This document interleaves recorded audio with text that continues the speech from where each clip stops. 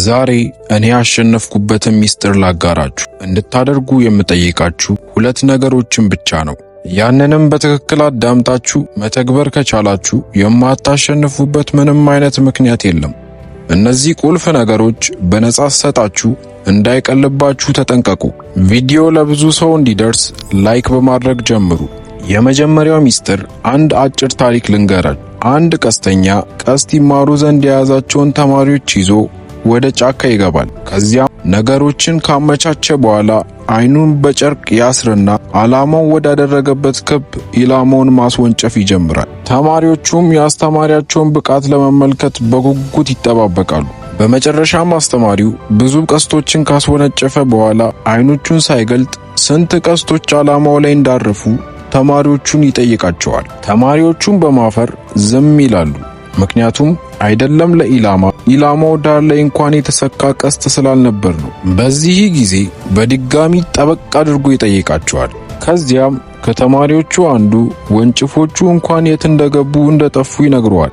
በዚህ ሰዓት ተማሪዎቹን ይህ የምን ችግር ነው ብሎ ይጠይቃቸዋል። ተማሪዎቹም የአስተማሪያቸውን ብቃት ስለሚያውቁ አይኑን ስላሰረ እንደሆነ ይነግሩታል። እሱም በተማሪዎቹ ተደስቶ አዎ መጀመሪያ ማየት ይቀድማል ሲል ነገራቸው። አያችሁ፣ በዚህ ህይወት ውስጥ ወደምትፈልጉት ህይወት ለመድረስ ማየት አለባችሁ።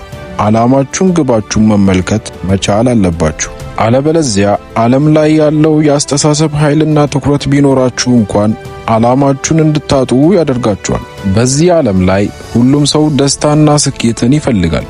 ታዲያ እዚህ ምድር ላይ ሁሉም ነገር በምክንያት እንደሆነ እመኑ። ከየት መጣችሁ? ራሳችሁን ጠይቁ። በዚህ ጊዜ የእናንተ ፈጣሪ እንዳለ ትገነዘባላችሁ።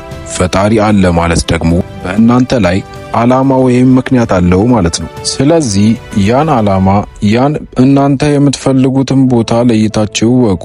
የመጣችሁበትን ምክንያት ለዩ። ያኔ አጥርታችሁ ማየት ትጀምራላችሁ። አሁን ቅድም እነግራችኋለሁ ስላልኩት ሁለት የህይወት ሚስጥሮች እንመለስ።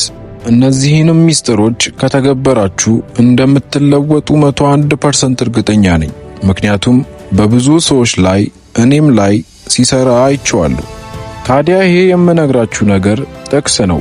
ይህም ጥቅስ በአብዛኞቻችሁ እጅ በሚገኝ በመጽሐፍ ቅዱስ ላይ የተጻፈ ነው። ያም ጠይቁ ይሰጣችኋል የሚለው ነው። ቀላል የሚመስል ቢሆንም ሕይወቴ ላይ ለውጥ ሲያመጣ አይቼዋለሁ።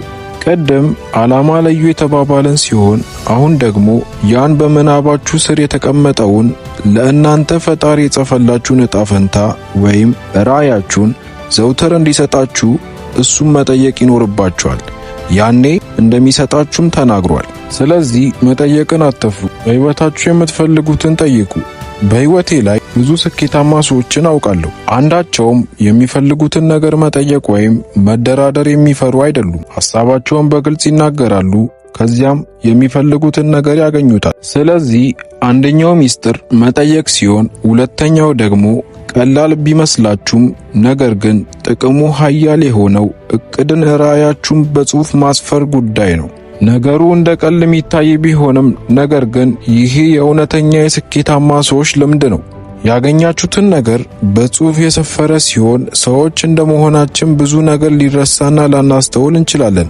ነገር ግን በጽሑፍ የሰፈረ ሲሆን ከየት ወዴት እንደደረስን ቁልጭ አድርጎ ያሳየናል። ይህን የምናገረው ደግሞ ለወረትና እስከ ስኬት ብቻ ሳይሆን ከስኬትም በኋላ ሁሉም ነገር በጽሑፍ መስፈር ይኖርበታል።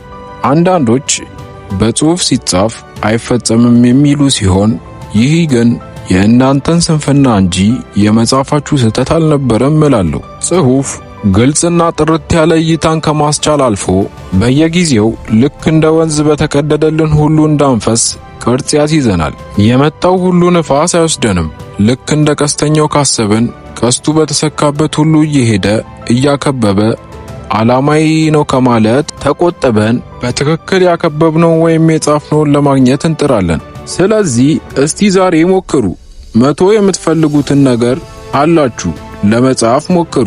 እመኑኝ 40 ወይም 50 ላይ ያልቅባችኋል።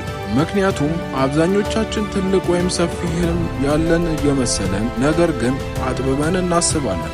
ስለዚህ ዛሬ የዕቅድ ደብተራችሁን ጨርሱ። ብዙ የምትፈልጉትን ነገር በግልጽና በነጻነት ጻፉ። ያላችሁበትን እያሰባችሁ ሳይሆን ሁሌም ፈጣሪያችሁ ወይም የምትጠይቁት አካል ግዝፈትን እያሰባችሁ ከዚያም ጠይቁ። እነዚህ 2 ሚስጥሮች የህይወቴ ቁልፍ ነበሩ። ቪዲዮ ከተመቻችሁ ላይክ፣ ሰብስክራይብ እያደረጋችሁ ቅንነታችሁን አሳዩ። መልካም ጊዜ።